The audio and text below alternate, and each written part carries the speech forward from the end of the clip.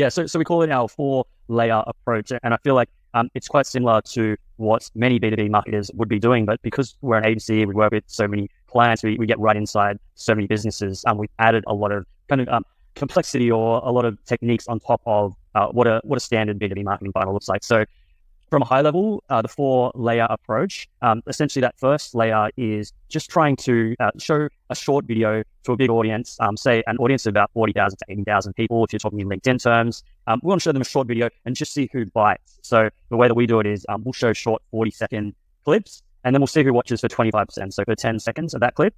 And then we can move them from that first layer into layer 2, where they start seeing much longer form content and much more conversion heavy content. Are you with me so far?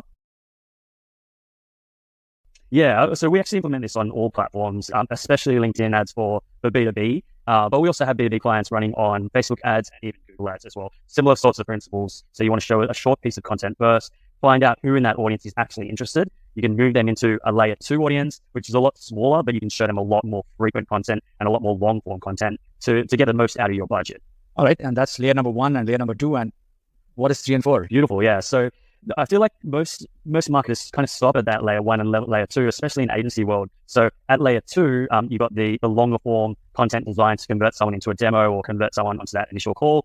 They become a lead because they've seen a couple of pieces of content, especially because they've seen a couple of pieces of long form content. By the time they get onto that initial call or initial demo, they are a qualified lead and they're kind of self-selected themselves. But then layer 3 kicks in. I think this is really important.